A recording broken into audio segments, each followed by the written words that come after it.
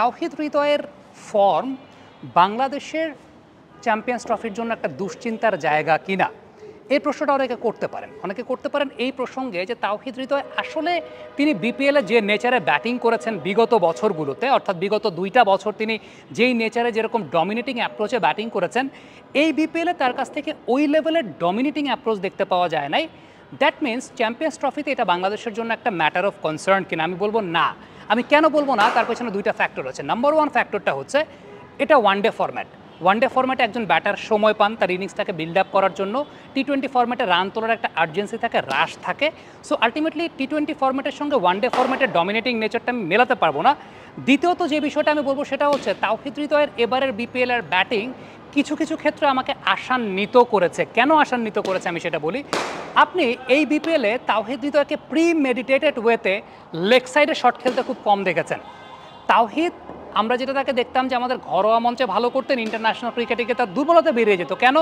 ঘরোয়া মঞ্চে maximum number of runs তিনি করতেন লেগ সাইড দিয়ে। অফ স্ট্যাম্পের বাইরের বল টেনে লেগ সাইডে খেলতেন, নেমেই সুইপ মারা শুরু করতেন, নেমেই লেগ সাইডে ব্যাট হুইপ করা শুরু করতেন। এই বিপিএলে তাওহিদ হৃদয়কে দেখা গেছে অফ সাইডের বাইরের বল অফ সাইডেই খেলতে, স্কোয়ার ড্রাইভ করতে, কাট করতে, কাভার ড্রাইভ করতে, সেটা দেখা গেছে তাকে। হ্যাঁ, সেগুলো করতে গিয়ে তিনি সাকসেসফুল হননি, কারণ এই জায়গাটা তার জন্য একটা নতুন জায়গা। বাট তিনি যে এই ট্রাইটা করছেন বা এই জায়গাটায় তিনি যে একটা চেঞ্জ করার চেষ্টা করছেন এবং স্টেবিলিটি আনার চেষ্টা করছেন, this is the positive sign, এটা আমার কাছে মনে হয়। কারণ ধরেন আমাদের বিপিএলে যে স্ট্যান্ডার্ডের ক্রিকেট হয়, তাওহিদ তার প্রি মেডিটেটেড লেগ সাইডে শট খেলে খেলে তিনি অনেক রান করতে পারতেন। I am pretty much sure যে এসে যদি সুইপ খেলা শুরু করতেন, আমার মনে আছে আমরা কমেন্টই করছিলাম যে কোনো একটা ম্যাচে আমি বলছিলাম যে পাওয়ার প্লে শেষ হয়ে গেছে, তাওহিদ এখন পর্যন্ত কোনো সুইপ শটের অ্যাটেম্পটেই যান নাই।